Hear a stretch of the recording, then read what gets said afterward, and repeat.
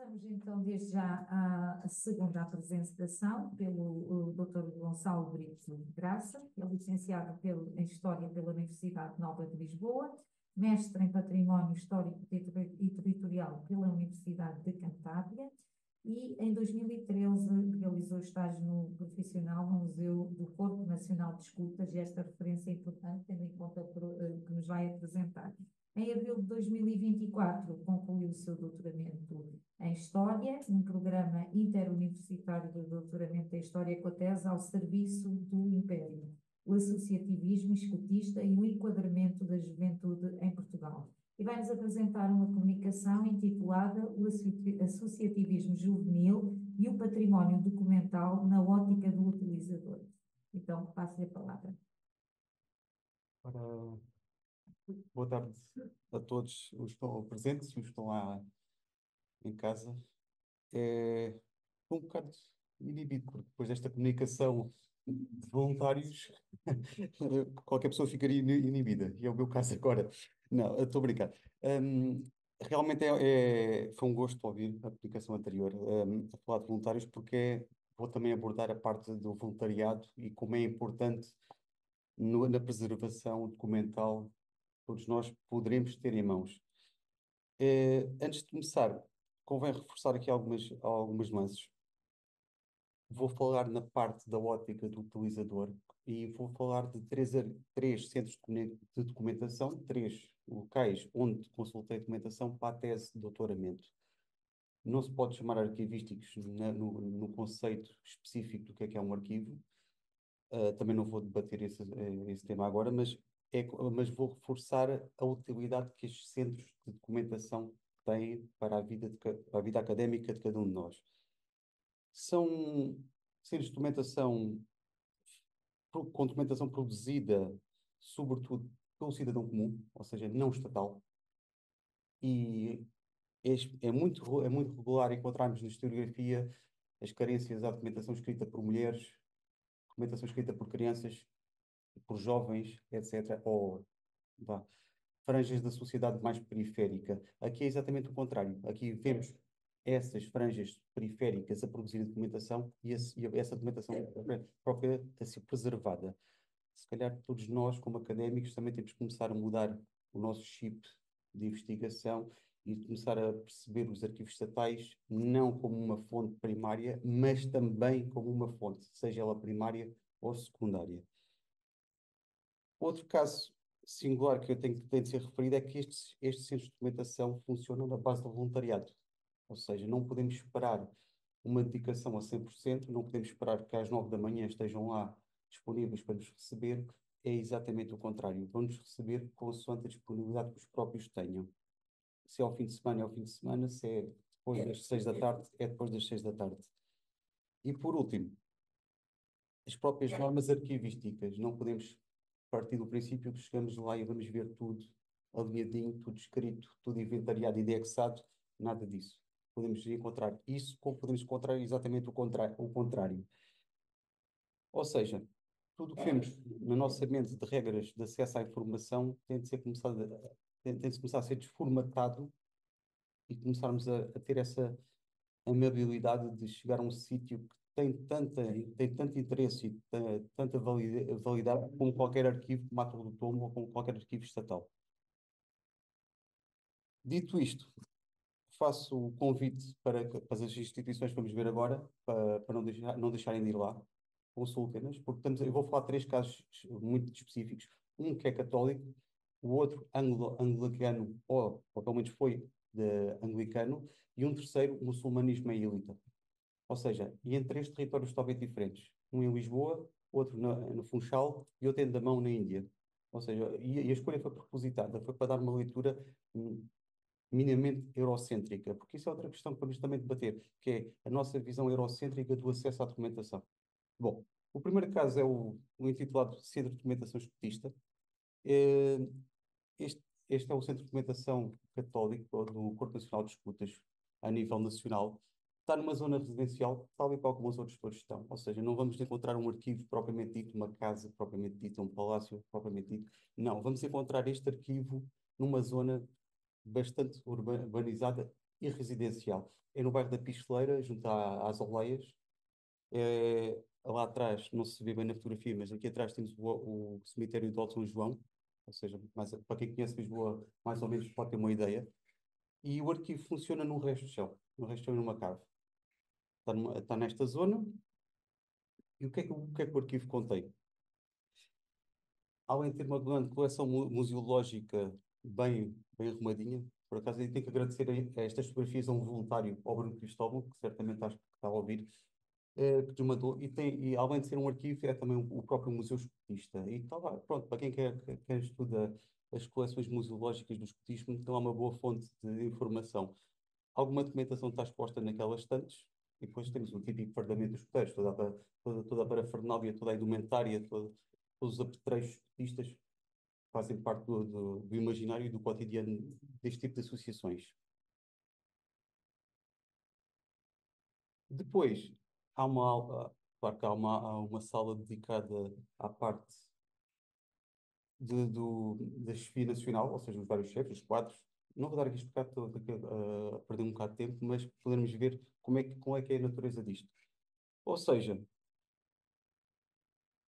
se passarmos para a parte arquivística propriamente dita, vemos aqui uma herança do mundo católico. Ou seja, o CNE, quando começa a organizar a sua própria informação, tendo em conta que um terço das chefias, ao longo de toda a história dos mais de 100 anos que o CNE tem, um terço das chefias são sacerdotes. Pelo menos um terço. Ou seja, é natural que também o imaginário arquivístico da instituição vá herdar a própria natureza arquivística católica. E lá está. E isso é visível. É visível porque toda a cúpula nacional, diocesana, regional, depois local, a nível paroquial, vai estar bem estruturada neste tipo de inscrições. E isto é um facto, é uma ilha no meio do associativismo escotista, porque podemos ir lá, com a devida antecedência e marcação, obviamente, e podemos consultar a informação de qualquer parte do país ou até das ex-colónias. E encontramos este tipo de organização colocada em caixas com um mínimo de inventariação. O que carece em si, lá está, pela falta de voluntários, é a parte da descrição documental. É sim, não se pode ter tudo, e eu contra mim falo, de vez em quando dou lá uma ajuda, mas estamos a falar de. Eu não vou estar a falar em metros, para não estar aqui a enganar-me, mas temos uns bons metros, uns bons quilómetros de informação. E não param de chegar, porque cada vez que um agrupamento a nível local fecha portas, supostamente passa para a hierarquia seguinte, ou então vai diretamente para este arquivo ali nas Oleias. Por último, uma ferramenta extremamente útil, e deixo já o convite, e para quem está em casa é mais fácil, que é ir ao museu.escotismo.pt ArcScout.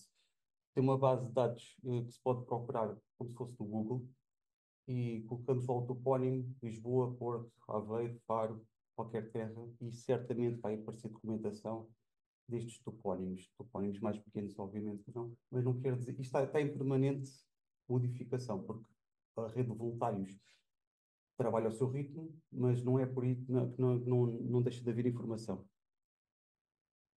Outro caso que gostava de salientar aqui, que é o Funchal, ou seja, estamos a falar da periferia do país, ou seja, muitas vezes temos o nosso erro académico de ver as coisas a partir de Lisboa, e esta realidade insular mostra-nos uma outra realidade histórica, passa a redundância, do que é o associativismo nacional. E isto implica uma reconversão pedagógica, ou uma auto-reconversão pedagógica que todos nós temos que fazer, porque este local, neste caso do Funchal, é um caso muito singular.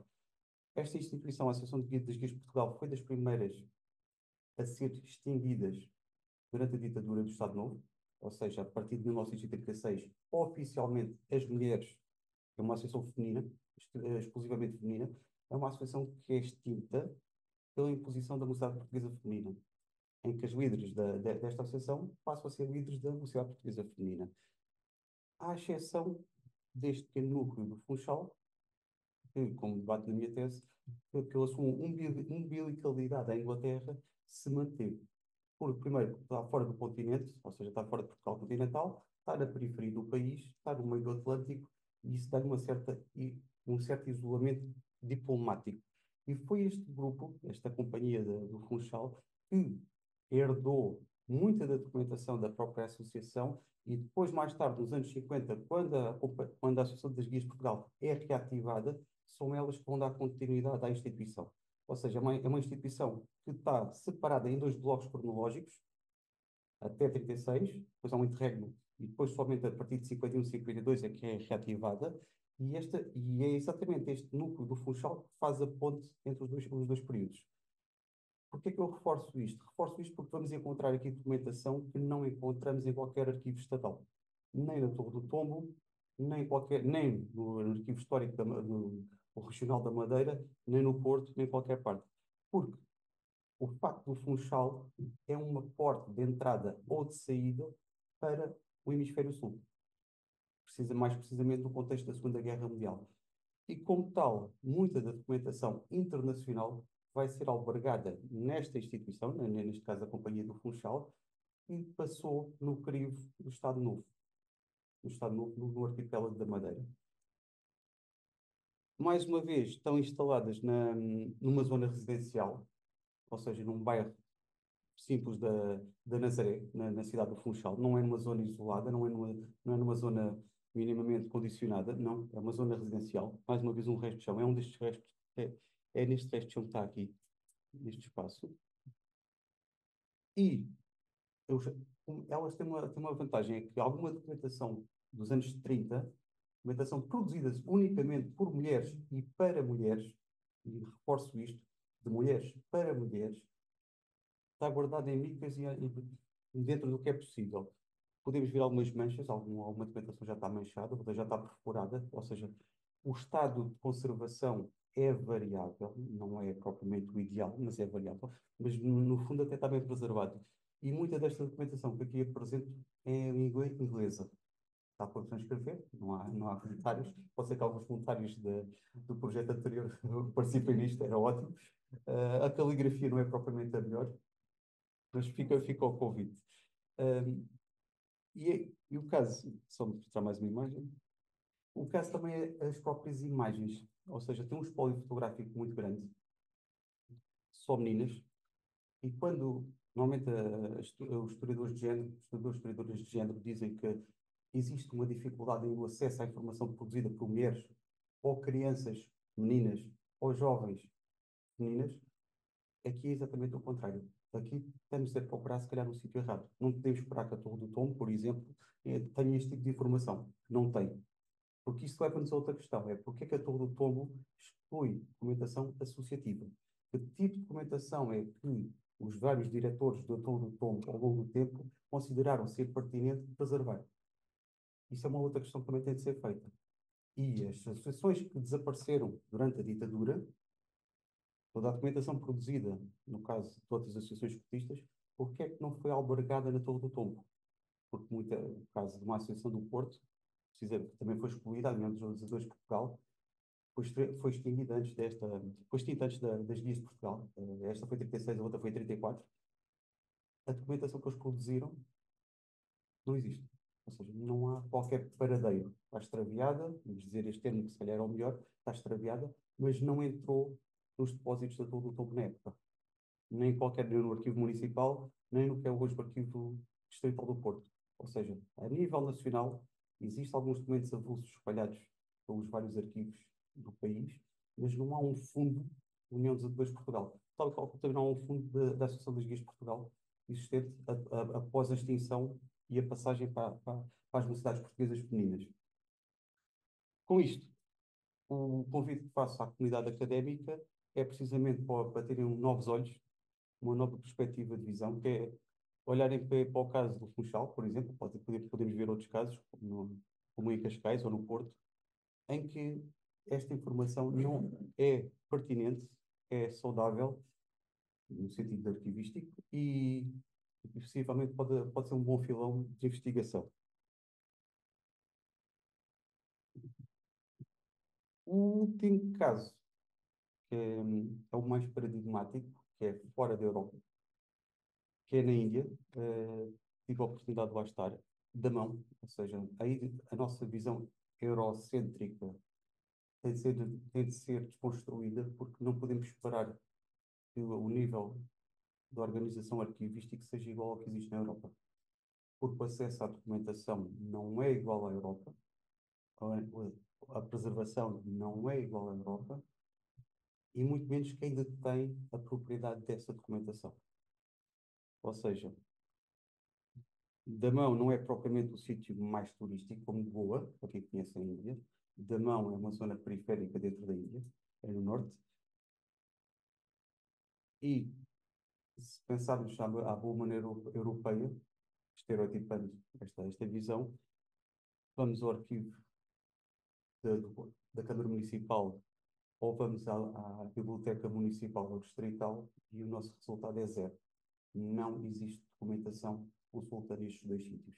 E não existe porque estamos a pensar de uma maneira, grosso modo, ocidental. Ou seja, desconstruir um pouco esta ideia. Isto parece um chavão, mas a realidade pesa. Curiosamente, o caso que apresento aqui estou numa casa particular,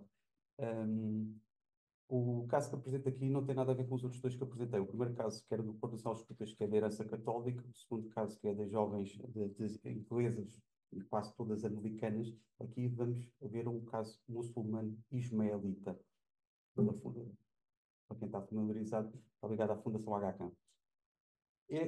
Foi exatamente na mesquita Ismaili de Damão que consegui saber onde é que havia informação sobre um grupo de escoteiros que sobreviveu à ditadura do Estado Novo, ou seja, que não desapareceu. Havia informações orais de que esse grupo tinha existido e de facto havia. Não há informação nem nas instâncias estatais, nem num grupo escotista propriamente dito, porque são lógicas diferentes. A lógica, quando me aproximei da mesquita, é que me recomendassem o herdeiro do sheik, do líder religioso da época, que é este senhor, o Nazim Samsudin, está aqui ao meu lado. Ele convidou-me para a casa dele, e sim, na casa dele, no espaço residencial, é onde se preserva a documentação histórica do grupo em questão. E é lá que está bem. Pronto, segundo as lógicas da Terra, é lá que está bem. Ele é o herdeiro do líder espiritual, ele tem o direito, o senhor Nazim tem o direito de ser o proprietário daquela documentação toda. E, curiosamente, dos poucos documentos que ele ainda preserva, há aqui, nomeadamente, um berete escotista, ou seja, com a fíbula do reino da HK. Aqui temos um diploma de 1944 de umas festas em Silvassa, perto de Nagaraveli, a capital de Nagaraveli, aliás.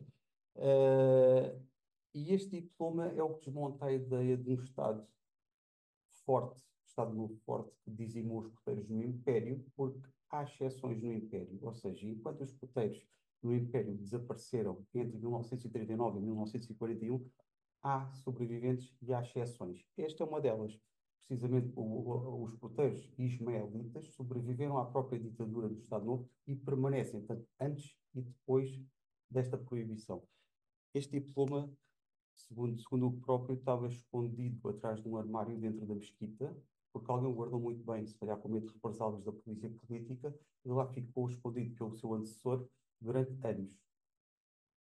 Curiosamente foram pintar a mesquita, ao desviarem o armário, lá encontraram o diploma.